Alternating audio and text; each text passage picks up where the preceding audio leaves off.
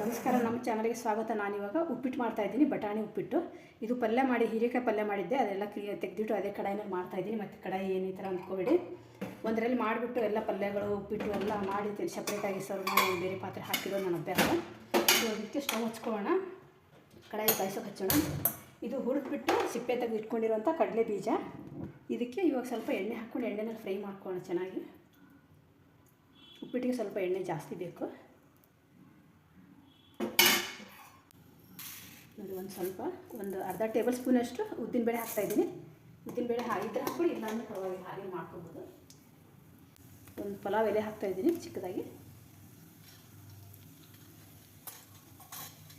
ಒಂದು 1/4 ಟೇಬಲ್ ಸ್ಪೂನಷ್ಟು ಖಾಲಿಯಾಗಿತ್ತು ಡಬ್ಬದಿಂದ ಹಾಕ್ತಾಯಿದ್ದೀನಿ. ಸಾಸಿವೆ ಸ್ವಲ್ಪ, ಒಂದು 1/4 ಟೇಬಲ್ ಸ್ಪೂನಷ್ಟು ಜೀರಿಗೆ, ಒಂದು ಚಿಟಿಕೆ ಅರಿಶಿಣದ ಪುಡಿ. ಉಪ್ಪಿಟ್ಟು ಬಟಾಣಿ ಅವರೆಕಾಳೆಲ್ಲ ಬಂದಾಗ ಮಾಡ್ಕೊಂಡು ತುಂಬ ಚೆನ್ನಾಗಿರುತ್ತೆ. ಒಂದು ಚಿಟಿಕೆ ಅರಿಶಿಣದ ಪುಡಿ ಹಾಕಿದ್ದೀನಿ. ಈಗ ಇದನ್ನು ಸ್ವಲ್ಪ ಈ ಥರ ಇದು ಮಾಡ್ಕೊಂಡು ಮಿಕ್ಸ್ ಮಾಡ್ಕೊಂಡು ಚೆನ್ನಾಗಿ ಎಣ್ಣೆ ಸಾಲಿ ಅಂತ. ಇದು ಎಲೆನ ಸ್ವಲ್ಪ ಎಣ್ಣೆಯಲ್ಲಿ ಕರ್ಕೋಬೇಕು, ಇಲ್ಲಾಂದ್ರೆ ಸ್ವಲ್ಪ ಫ್ಲೇವರ್ ಬರೋದೇ ಇಲ್ಲ.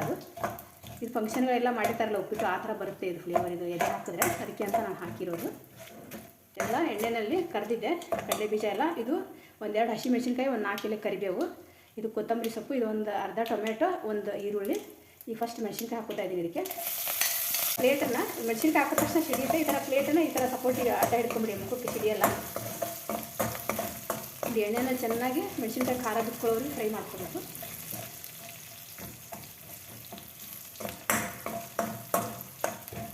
ಖಾರ ಬಿಟ್ಕೊಳ್ಳಿಲ್ಲ ಅಂತಂದರೆ ಆಮೇಲೆ ಉಪ್ಪಿಟ್ಟಲ್ಲಿ ನಾವು ತಿನ್ನೋಕೆ ಹೋದರೆ ಹಸಿಮೆಣಸಿನ್ಕಾಯಿ ಖಾರವಾಗಿ ಹತ್ತುತ್ತೆ. ಇದಕ್ಕೆ ಚೆನ್ನಾಗಿ ಎಣ್ಣೆನಲ್ಲಿ ಫ್ರೈ ಮಾಡಿಕೊಂಡ್ರೆ ಮೆಣಸಿನ್ಕಾಯಿ ಕೂಡ ತಿನ್ಬೋದು, ಏನು ಖಾರ ಬರೋಲ್ಲ. ಇವಾಗ ಈರುಳ್ಳಿ ಟೊಮೆಟೊ ಹಾಕೋತಾ ಇದ್ದೀನಿ. ಹಾಗೆ ಕೊತ್ತಂಬರಿ ಕೂಡ ಹಾಕ್ಕೊಂಡ್ಬಿಡ್ತೀನಿ ಇವಾಗ ನಾನು.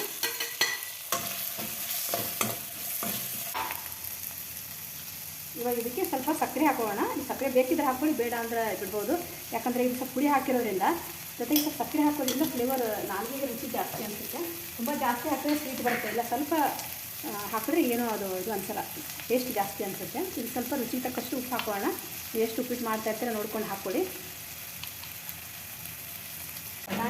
ಬಟಾಣಿಯಿಂದ ಮಾಡ್ತೀನಿ ಅಂತ ಹೇಳಿದ್ದೆ, ಬಟಾಣಿ ಮತ್ತೆ ಹೋಗ್ಬಿಟ್ಟಿತ್ತು ನನಗೆ. ಇವಾಗ ಹಾಕ್ತಾಯಿದ್ದೀನಿ ಅದನ್ನು. ಬಟಾಣಿ ಉಪ್ಪಿಟ್ಟು ಮಾಡೋಣ ಅಂತ ಹೋಗಿ ಅದನ್ನೇ ಮತ್ತೆ ಹೋಗಿದ್ದೀನಿ. ಇವಾಗ ಸ್ವಲ್ಪ ಚೆನ್ನಾಗಿ ಫ್ರೈ ಮಾಡ್ಕೊಳ್ಳೋಣ.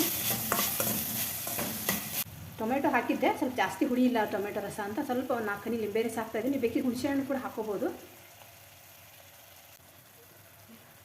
ಒಂದು ರವೆ ತೊಗೋತಾ ಇದ್ದೀನಿ, 3 ನೀರು ಹಾಕ್ಕೋತೀನಿ. ಯಾಕಂದರೆ ದಪ್ಪ ರವೆ ಇದು, ಬನ್ಸಿ ರವೆ.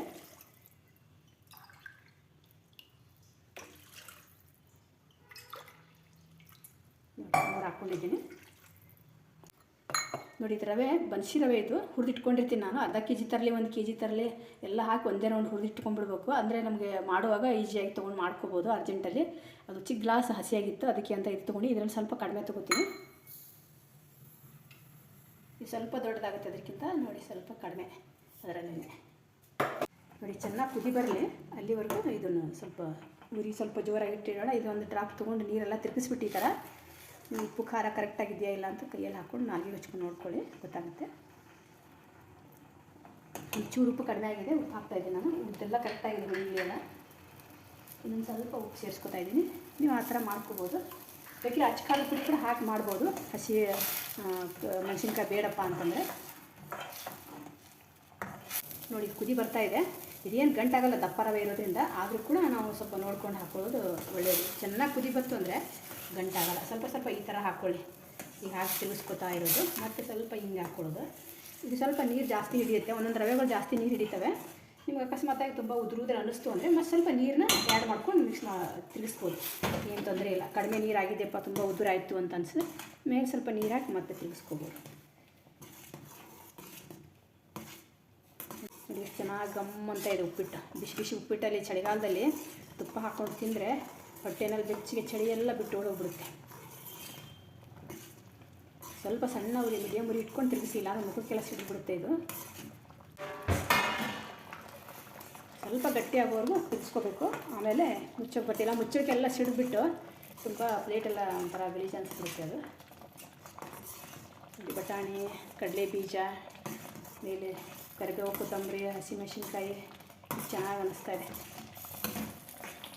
ಇಷ್ಟಪಡದೇ ಇರೋರು ಈ ಥರ ವೆರೈಟಿಯಾಗಿ ಆಮೇಲೆ ಸ್ವೀಟ್ ಕಾರ್ನ್ ಹಾಕಿ ಮಾಡ್ಬೋದು. ಇಷ್ಟಪಟ್ಟು ತಿಂತಾರೆ ಮಕ್ಕಳು ಅದೆಲ್ಲ. ಇವಾಗ ಇದಕ್ಕೆ ಮುಚ್ಚಿ ಒಂದು ಸಣ್ಣ ಉರಿನಲ್ಲಿ ಎಂಡಲ್ಲಿಟ್ಟು ಒಂದು 10 ನಿಮಿಷ ಬೇಯಿಸ್ಕೊಳ್ಳೋಣ. ಇದು ಆಫ್ ಮಾಡಿ ಒಂದು 10 ನಿಮಿಷ ಹಾಗೆ ಬಿಟ್ಬಿಡ್ಬೇಕು. ಯಾಕಂದರೆ ಇದು ದಪ್ಪ ರವೆ ಇರೋದ್ರಿಂದ ಹಾಗೆ ಬಿಟ್ಟರೆ ಚೆನ್ನಾಗಿ ಅದು ಎಲ್ಲ ನೀರಿನ ಅಂಶ ಎಲ್ಲ ಹೀರ್ಕೊಂಡು ತುಂಬ ಚೆನ್ನಾಗಿ ಅರಳುತ್ತೆ ಉಪ್ಪಿಟ್ಟು.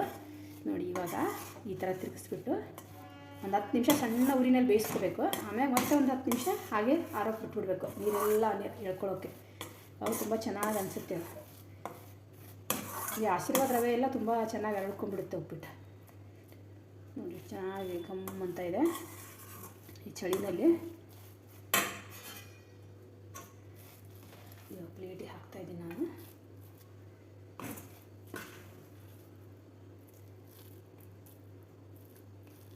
ನೋಡಿ ಬಟಾಣಿ ಕಡಲೆ ಬೀಜ ಎಷ್ಟು ಚೆನ್ನಾಗಿ ಕಾಣಿಸ್ತಾ ಇದೆ ಅಂತ. ಬಿಸಿ ಆದ ಉಪ್ಪಿಟ್ಟಿಗೆ ತುಪ್ಪ ಹಾಕ್ಕೊಂಡು ತಿಂದರೆ ಚಳಿ ಎಲ್ಲ ಹೊರಟೋಗುತ್ತೆ. ನಿಮ್ಗೆ ಇಷ್ಟ ಆದರೆ ಲೈಕ್ ಮಾಡಿ, ಶೇರ್ ಮಾಡಿ, ಕಮೆಂಟ್ ಮಾಡಿ, ದಯವಿಟ್ಟು ಸಬ್ಸ್ಕ್ರೈಬ್ ಮಾಡಿಕೊಡಿ. ನೋಡಿ ತುಪ್ಪ ಹಾಕ್ತಾಯಿದ್ದೀನಿ. ಚೆನ್ನಾಗಿ 1-2 ಸ್ಪೂನ್ ತುಪ್ಪ ಹಾಕ್ಕೊಂಡು ತಿಂದುಬಿಡಿ. ಮಸ್ತ್ ಇರುತ್ತೆ ಉಪ್ಪಿಟ್ಟು. ಬೇಡ ಮಾಡೋರು ಇಷ್ಟಪಡ್ತಾರೆ.